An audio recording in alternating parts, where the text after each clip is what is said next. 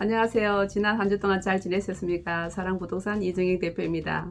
지난 6월 17일 대책 이후에 또 한 달도 안 돼서 7월 10일 고강도 대책이 나왔는데요. 이번이 23번째입니다. 이 대책에 발표하고 난 뒤에 지인들이 많은 전화를 받았습니다. 가족들 구성원마다 재산이 있는데 이 합산하면 종합부동산세 많이 내는데 세대별로 각자 이사해야 되는지, 또 이사 가야 할 상황인데 전세를 놔야 되는지 아니면 매매를 해야 되는지, 다세대 주택을 통으로 하나 샀는데 너무 걱정이 된다며 이렇게 찾아온 분들이 계셨습니다. 앞으로 내 집 계획은 어떻게 해야 되고, 또 1세대 2주택의 비과세에 대해서도 좀 알아보면서 합리적으로 이 대책을 잘 활용해서 내 자산에 피해가 없도록 해나가는 방법을 말씀드리도록 하겠습니다. 이 정부가 지난 3년 동안 21번째 대책을 해놓고 이번에 22번째거든요. 이 대책을 해놓으면서 실질적으로 부동산이 한 50% 인상되지 않았어요? 근데 실제 이들은 지금 한 14% 이렇게 통계적으로 인상됐다고 하지만 서울에 보면 거의 아파트들 보면 50% 인상이 됐거든요.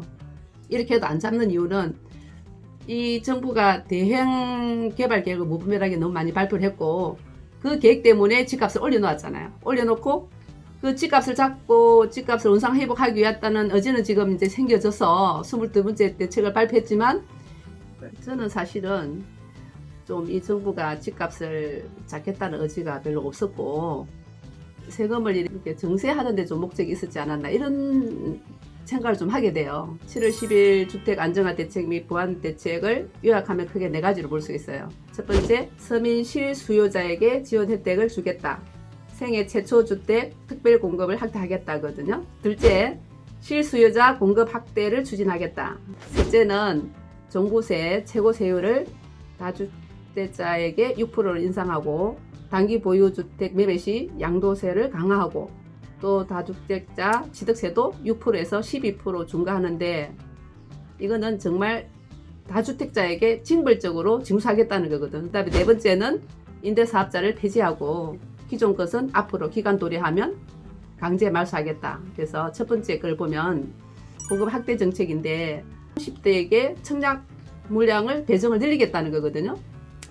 생애 최초 특별 공급을 확대해서 신혼의 기준을 완화하겠다는 것인데, 저는 이것이 편가르는 정책이 되지 않겠나 생각해 봅니다. 왜냐하면 이렇게 이 청약을 기다리던 40, 50대에게 그 물량을 뺏어서 20, 30대에게 주겠다는 것이거든요. 그러면 이들에게 또 세대 갈등을 조장할 수 있는 그런 정책이 될 수 있다고 저는 생각합니다. 그리고 이제 취득세를 감면해 주겠다는 건데, 생애 최초로 집을 1억 5천만 원 이하를 사면 100% 감면해 주겠다는 거예요.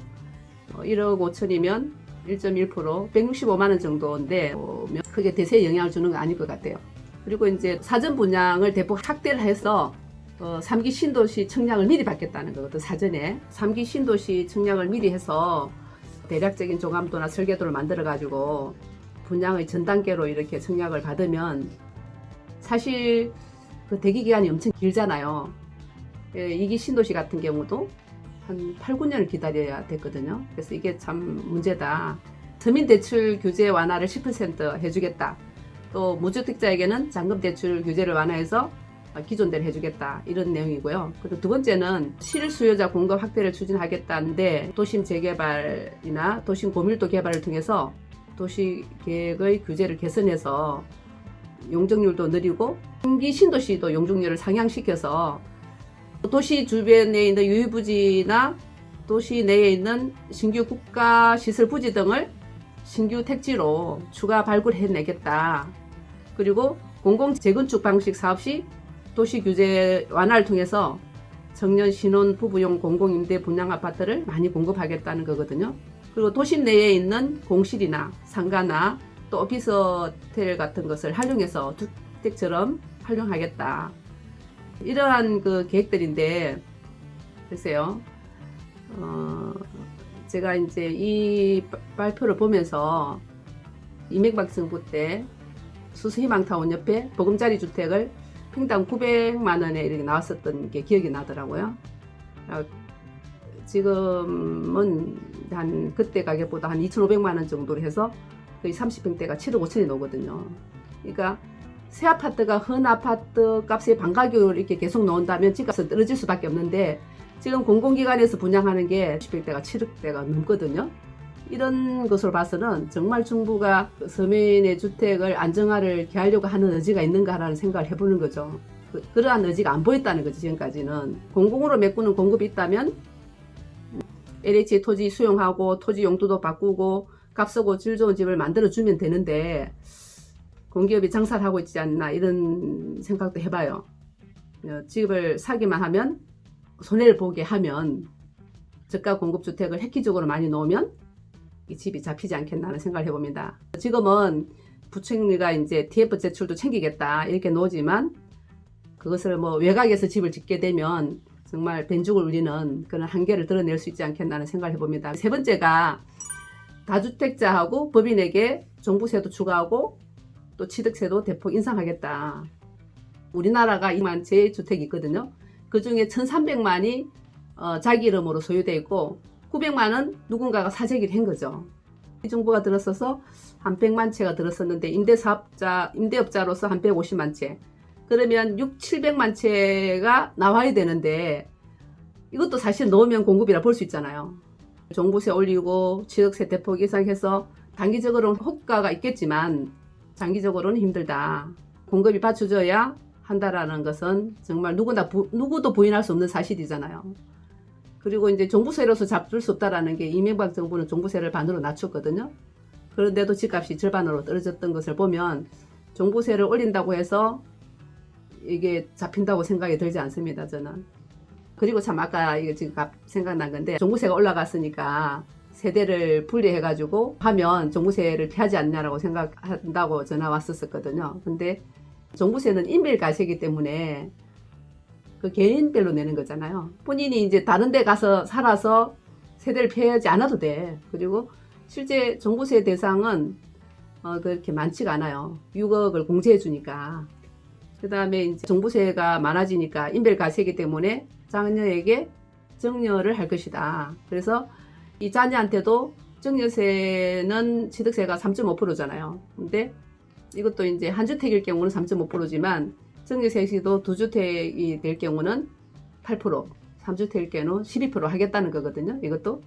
그래서 자녀에게 주지 말고 시장에 내놓으라고 하는 것을 이렇게 정부는 이렇게 정책으로서 보여주고 있습니다. 왜냐하면 시장에 물건이 급속도로 말라 있다라는 걸 반증하는 거거든요. 정말 심각함을 알고 있는 것 같아. 이게 이런 무리수를 사용해서라도 물건을 이렇게 확보하려고 하는 것 같아요. 그리고 이제 작은 것을 채 가지고 있는 분들은 종부세를 자산 합산해서 기준 이상이면 이제 세금 부과로 설계를 하기 때문에 통으로 매매하신 분, 걱정하시는 분은 전체를 합산한다라는 거 이것을 말씀드리고 싶고요. 그 다음에 이제 기본 공제가 없는 법인은 정말 큰일이죠. 1억이라도 600만 원을 내니까 정말 버틸 수가 없죠. 이거 법인이 가지고 있는 것들은 10억짜리는 6천만 원을 내니까 가족한테 전환을 한다거나 또 일부 매각하거나 이렇게 다 자녀 쪽으로 갈 거라는 생각이 듭니다. 그러니까 이것도 취득세가 높아지니까 내년 6월 전에 많이 팔려고 내놓지 않겠냐. 매물 잠김이 풀릴 것이라는 생각을 합니다. 그런데 인기 지역에서는 잘 안 되고 비인기 지역에서 다 내놓지 않겠냐. 그렇게 되면 핵심지하고 비핵심지가 양극화가 심해질 것 같아요. 매물이 많은 곳에서는 더 매물이 나오니까 문제는 또 뭐냐면 이렇게 매물이 나와요. 그럼 다주택자는 그 판돈을 또 어떻게 합니까? 그러면 이걸 또 단타를 치려고 할 거라고. 단기 차익을 노려서. 그래서 그것을 예측하고 또 단기 차익 금지를 위해서 취득세 엄청 크게 올린 거거든요. 네 번째는 서울의 고가 아파트를 팔도록 아파트 장기 매입 임대사업자를 폐지하고 자동으로 등록을 말소하겠다는 것인데요. 가태료 3천만 원 내야 되는데 자동으로 말소하면 가태료 안 받을 테니 너희들 말소하고 집을 팔아라. 아파트 임대사업은 갭 투자로 했기 때문에 부동산 시장의 불안 요인으로 그것을 보고 폐지한다는 것입니다. 집을 언제 구입하면 좋은지 또 예산을 얼마를 잡아야 하는지 물어보는 분들 또 많은 질문하는 분들 보면서 과연 여러분한테 집은 어떤 의미인가라고 생각해 봤습니다. 가계부채가 1300조에 달하는 지금 상황에서 집값이 꺾일 수밖에 없다고 저는 생각합니다. 잘못하면 남들이 하니까 따라하는 식으로 했다가 많은 사태도 발생할 것이라고까지 조심스럽게 생각해 봅니다. 집은 살 수 있을 때 사는 것입니다. 남들이 하니까 무조건 빚내서 사는 것은 망하는 지름길이라고 생각합니다. 집은 건물이 아니라 공간입니다. 그 공간 안에서 살아가는 구성원이 어떤 가치관을 가지고 살아가느냐에 따라서 집은 다르게 볼 수 있다고 생각합니다. 이 동영상 마치도록 합니다. 경청해 주셔서 감사합니다. 건강하세요.